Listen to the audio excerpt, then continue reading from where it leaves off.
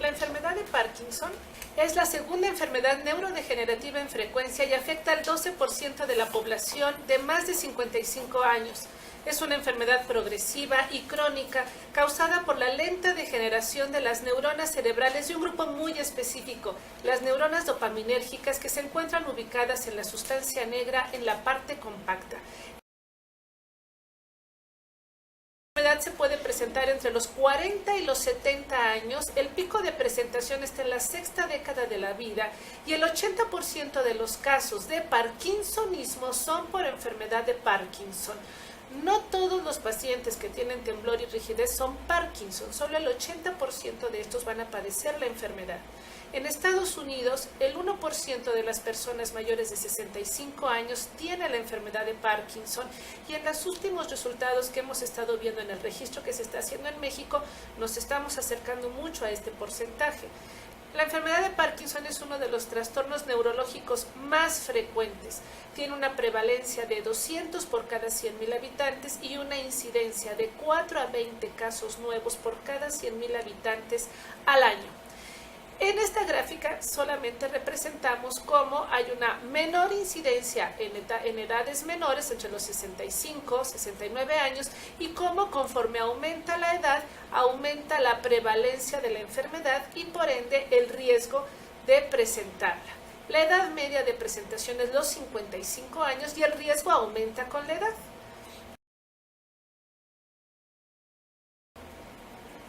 ¿Cuáles son los factores para presentar esta enfermedad? Tenemos dos grandes grupos de factores. Por un lado, tenemos los factores ambientales, de los que se sabe que la contaminación con metales pesados, con algunos agentes organoflorados, insecticidas, trauma constante, pueden favorecer o precipitar la enfermedad.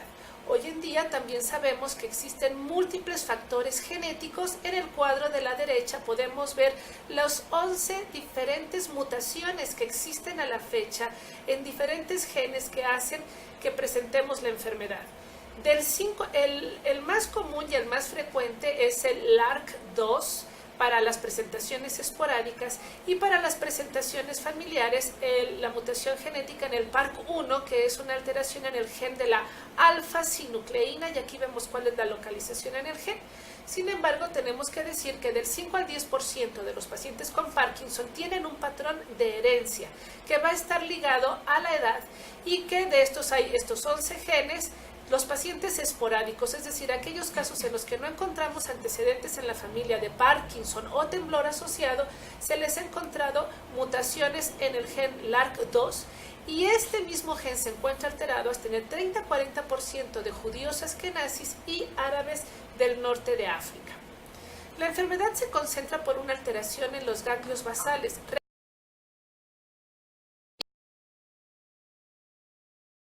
Se encuentran situados en la porción medial de los hemisferios cerebrales y el tronco cerebral, y los más importantes son el cuerpo estriado, que se divide entre otros en putamen y núcleo caudado, el globo pálido, la sustancia negra y el núcleo subtalámico.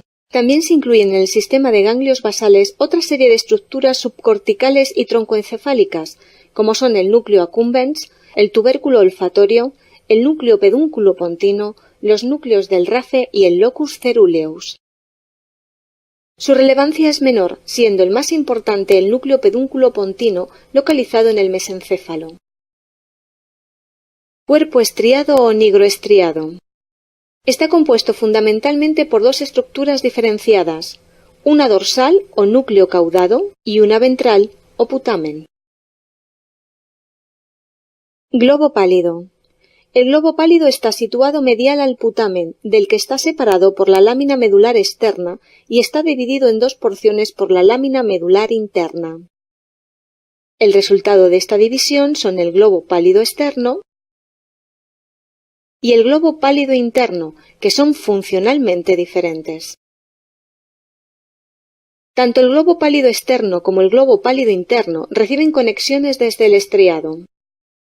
Las neuronas estriatales que proyectan al globo pálido interno tienen una expresión elevada de ARN mensajero para receptores dopaminérgicos D1.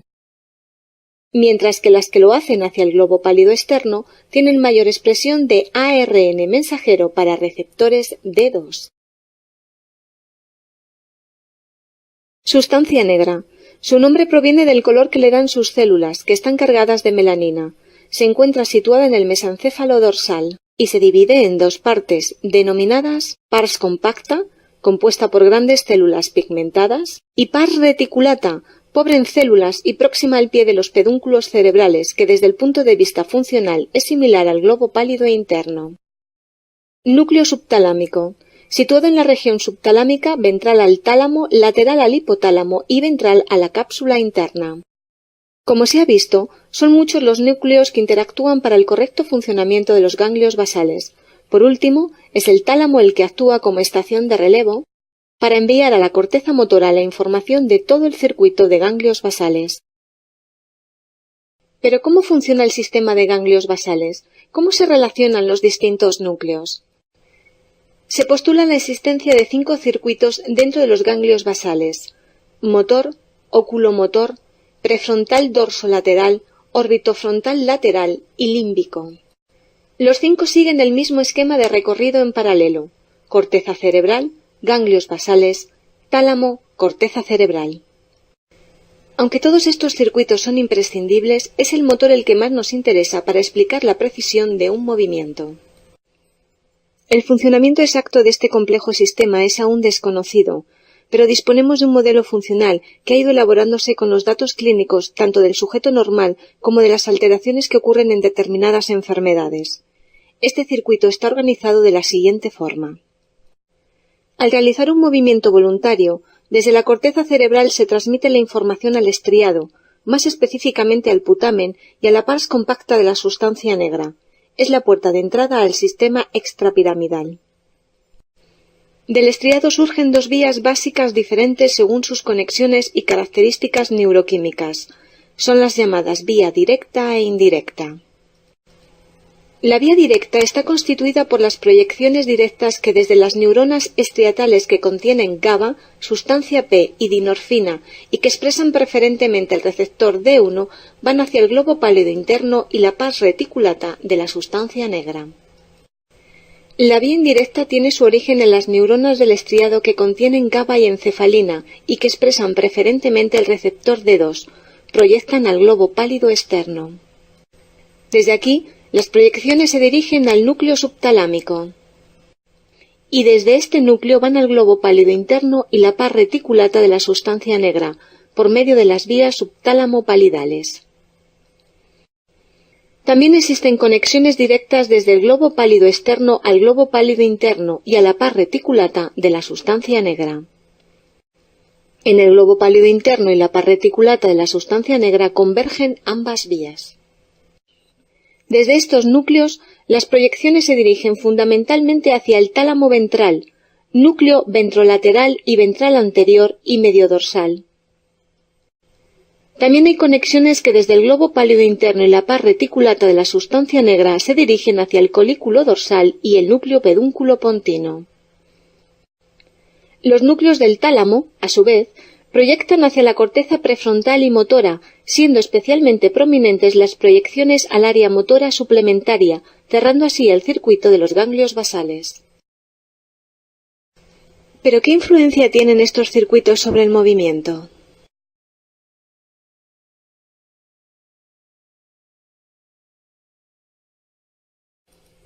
Como se ha visto con anterioridad, al realizar un movimiento voluntario, el impulso de la corteza motora activa al putamen y a la pars compacta de la sustancia negra mediante la liberación de glutamato. Por su parte, desde la pars compacta de la sustancia negra se libera dopamina que llega al estriado mediante la vía nigroestriatal y según se activen los receptores dopaminérgicos estriatales D1 o D2, se estimulará la vía directa o indirecta.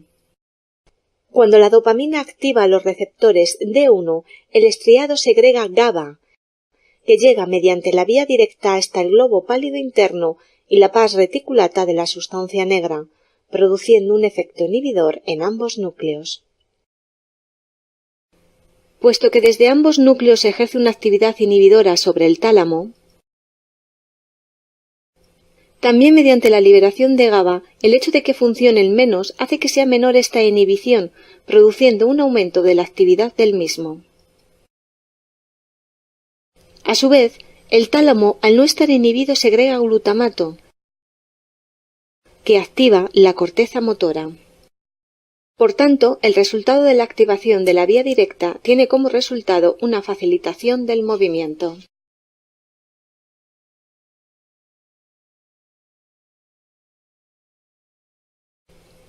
Cuando la dopamina llega a los receptores D2 del estriado los inhibe y se pone en marcha la vía indirecta.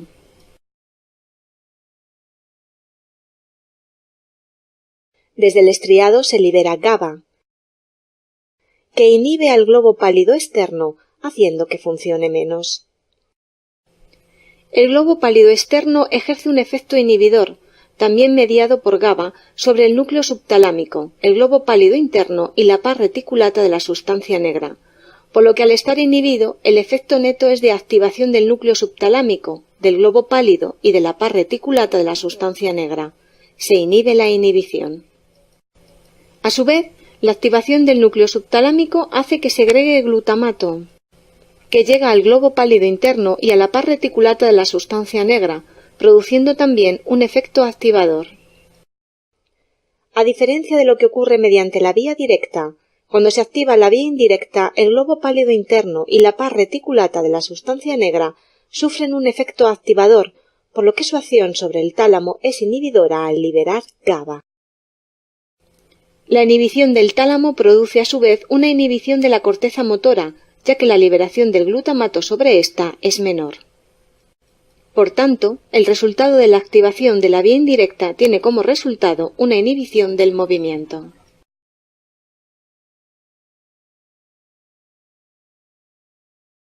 Movement in the human body is modulated by the extrapyramidal system, which includes the substantia nigra, subthalamic nucleus, basal ganglia, and thalamus.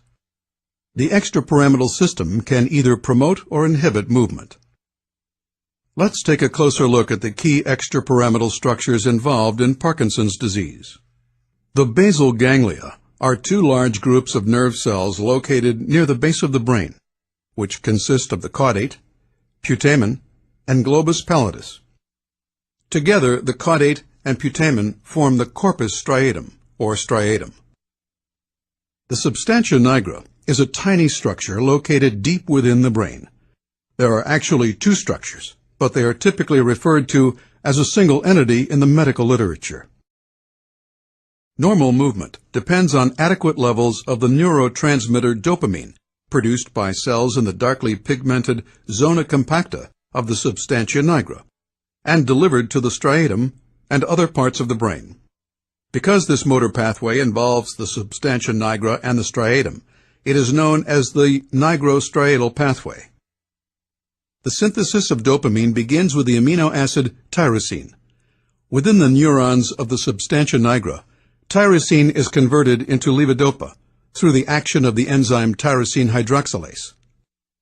Levodopa is converted into dopamine through the action of the enzyme dopa decarboxylase. When signaled by an impulse traveling down the axon to the synapse, dopamine is released into the synaptic cleft. Some of the released dopamine binds to dopamine receptors on the receiving neuron, triggering a signal that is relayed through neurons to the motor center in the cerebral cortex of the brain. This signal eventually travels through the spinal cord to modify activity in muscle cells. Free-floating dopamine in the synaptic gap may be taken back into the neuron that released it and stored for future use, in a process called reuptake. It may also be converted into other substances through the action of the enzymes monoamine oxidase B, or MAOB, and catechol-O-methyltransferase, or COMT. Within the striatum, there is a delicate balance between dopamine and acetylcholine, another important neurotransmitter. In patients with Parkinson's disease, there is massive degeneration of dopamine-producing cells in the substantia nigra. The dopamine supply to the striatum is gradually reduced. This disrupts the balance between dopamine and acetylcholine resulting in a relative excess of acetylcholine.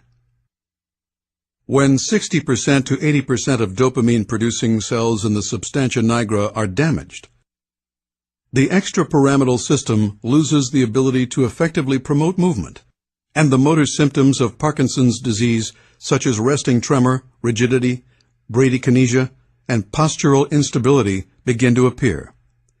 Therefore, a primary objective of pharmacologic therapy of Parkinson's disease is to increase dopamine levels in the brain.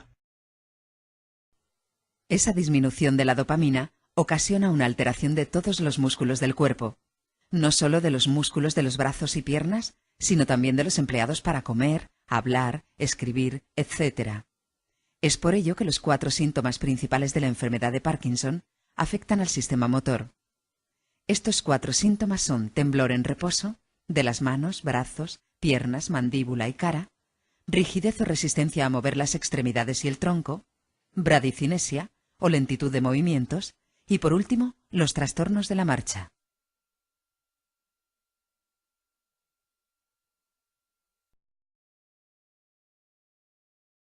Buscando el control. Mi marido se llamaba Frank Chalmers Hancock. Me propuso casamiento cuando yo tenía 16 años, pero le dije que pensaba dedicar mi vida a la música. Por eso nos casamos 5 años después. Frank siempre fue una persona muy generosa. No importa lo que alguien necesitara, él estaba allí para ayudarlo. Lo daba todo. El mal de Parkinson es una de las enfermedades más crueles. Es devastadora. Su cuerpo estaba tan rígido que ni siquiera podía moverse. Yo solía estar todo el tiempo cuidándolo. A pesar de las potentes drogas que toma cada 2 horas, Jack Topham va perdiendo lentamente su aptitud física. Es muy frustrante tratar de decirle a mi cuerpo que haga algo y ver que no responde. Es algo que uno normalmente da por descontado. Ni siquiera piensas que tu cerebro te está controlando, pero cuando quieres mover tu mano de izquierda a derecha o quieres levantar algo, es una frustración cuando pierdes casi 2 o 3 segundos. Prácticamente tienes que mirar a tu mano y decirle, bien, ahora muévete.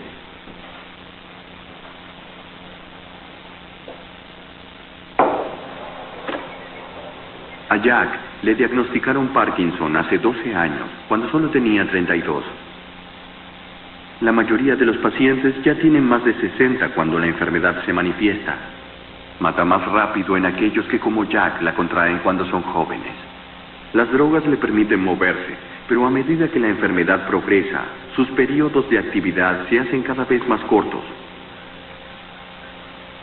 Así es Jack cuando está bien. El temblor en su brazo izquierdo es una molestia constante. Los temblores son muy fuertes por momentos. Cada tanto quisiera decirle, deja de temblar, y a veces lo hace, pero así todo no puedo controlarlo. No es que sea obsesivo, pero es algo que uno da por descontado. Me dedico al diseño de jardines. He estado en la industria de la horticultura durante la mayor parte de mi vida. Realmente lo disfruto y me apasiona. Es un trabajo bastante intenso. Creo que realmente hay que disfrutarlo para hacerlo. Y ahora es una frustración, porque no puedo realizar las tareas físicas que hacía antes.